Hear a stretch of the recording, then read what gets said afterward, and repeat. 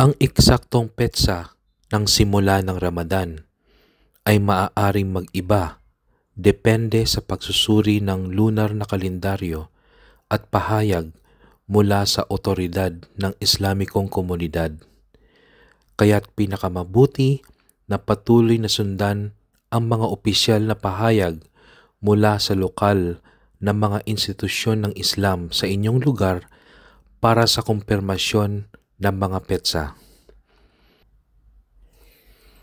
Ngayong taong 2024, ang Ramadan ay nagsimula noong ika-11 ng Marso at ito'y magtatapos sa ika-9 ng Abril.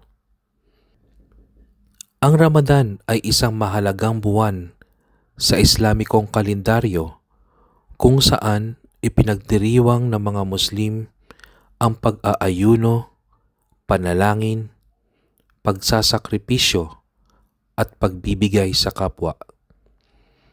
Ito ay isa sa mga pinakamahalagang bahagi ng pananampalatayang Islam at tinuturing na isa sa 5 pillars of Islam o 5 pangunahing haligi ng pananampalataya.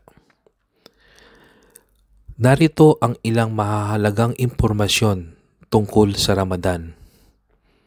Una, pag-aayuno. Ang pag-aayuno sa buong araw mula sa pagsikat hanggang sa paglubog ng araw ang isa sa pangunahing gawain ng Ramadan. Sa panahon ng pag-aayuno, pinagbabawalan ang mga Muslim na kumain, uminom, magpakasal o makipagtalik mula sa paglubog ng araw hanggang sa pagsikat ng araw. Ang pag-aayuno ay isang paraan para sa mga Muslim na magpakita ng pagsunod at pagsamba sa Allah, pati na rin ang pagsasakripisyo at pagpapakumbaba. Pangalawa, panalangin. Sa panahon ng Ramadan, mas pinahahalagahan ng mga Muslim ang panalangin at espiritual na pagsasamo. Ang kanilang panalangin ay madalas na mas mahaba at mas matindi, at marami ang nagtitipon sa mga moske upang magsagawa ng panalangin kasama ang kanilang komunidad. Pangatlo, pagsasakripisyo at pagbibigay. Ang Ramadan ay panahon din ng pagsasakripisyo at pagbibigay sa kapwa. Maraming Muslim ang nagtataguyod ng mga gawaing mapagkawang gawa at nagbibigay ng tulong sa mga nangangailangan sa kanilang komunidad. Ika-4, iftar at suhur. Sa tuwing magdudulot ang paglubog ng araw, tinatawag na iftar, ang pagsira ng pag-aayuno kung saan ang mga Muslim ay kumakain ng masarap na hapunan kasama ang kanilang pamilya at mga kaibigan.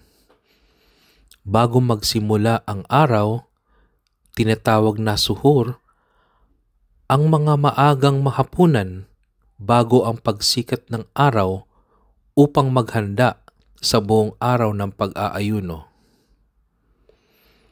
Ika-5, Eid al-Fitr. Pagkatapos ng 29 o 30 na araw ng pag-aayuno, sinusundan ito ng pagdiriwang ng Eid al-Fitr, isang malaking kapistahan na nagpapahayag ng pagtatapos ng Ramadan. Ito ay isang panahon ng kasiyahan, katuwaan at pagdiriwang kung saan ang mga Muslim ay nagtitipon sa mga moske para sa espesyal na salo-salo at mga panalangin.